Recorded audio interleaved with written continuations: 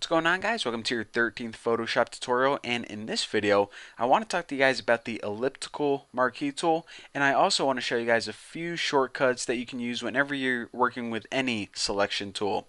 Now before I get to that, what I did is I opened up a picture of my friend Dom right here. I actually stole it off of his Twitter. So it looks like Dom just pounded a bottle of Aftershock, so he's probably feeling pretty good right now.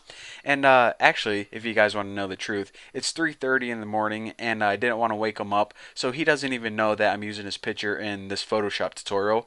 But he's gonna wake up, and hopefully he'll be cool with it. If not, gonna get some angry text in the morning. No big deal.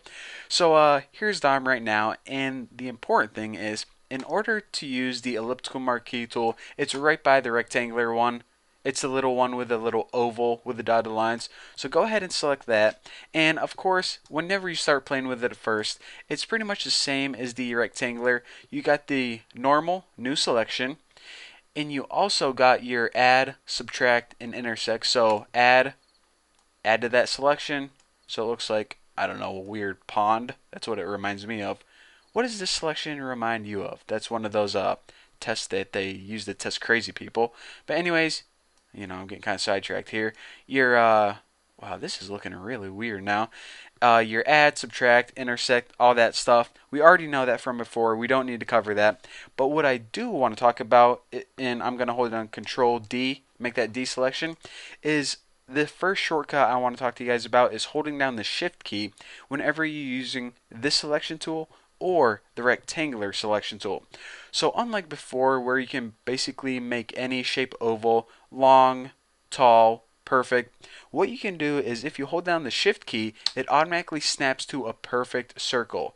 So if you always are trying to make a perfect circle, and your dexterity is just off by a little bit, you can cheat by holding down the Shift key on your keyboard.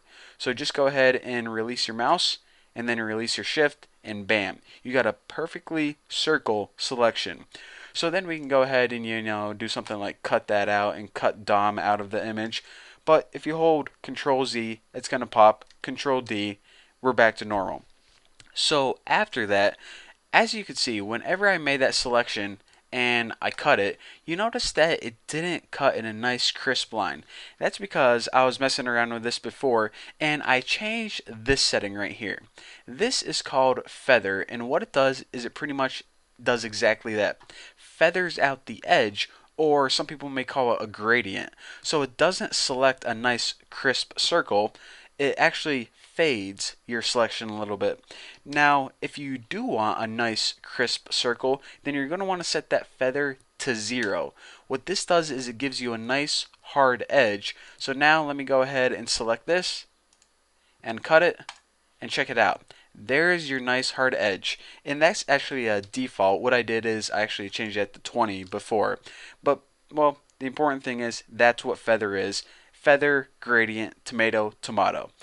Now, another cool thing I want to tell you guys is how to select the inverse of a selection. The inverse of a selection. What the heck does that mean?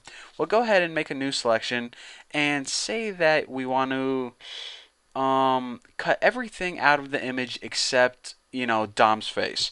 So what we can do is we can hold Shift and make a perfect circle around Dom's face right here. And let me just go ahead and do this. Okay, right there. Now, like I said, we want to keep Dom's face in here. So if we go ahead and cut this right now, well, that has the opposite effect. So let's go ahead and step backward. And what we need to do is we need to select everything except this selection right here. So in order to do that, what we need to do is go to Select Inverse. Now, whenever we click this, what it's going to do is it's going to look at your selection, see what's selected, and then say, you know what? That's what I'm going to not select. I'm going to select everything but that. So now, even though it looks like there's a dotted line and this is still selected, what this is actually saying is, you know what? All of this stuff is selected around here. So now if we go ahead and cut it, check it out. Dom's face remains and everything outside it is cut from the image. Pretty freaking sweet, huh? So again, that's select inversed, or excuse me, inversed. What the heck is that? So now let me just go ahead, and I probably messed this up. So I'm just going to go ahead and open it again. Where are you at, Dom? There you go. So the last thing that I want to talk to you guys about is just a real quick shortcut. Probably could have talked about this before, but if you have your selection tool and you just have all your defaults, normal, new selection, of course, look what's going on whenever I select this. It starts wherever I click and it ends up basically where my ending cursor is.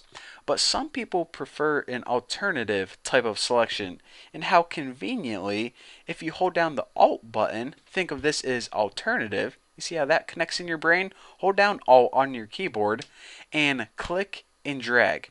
And now you can see your selection is no longer starting where you clicked and ending up where you let go, but it's moving in a circle from the center out.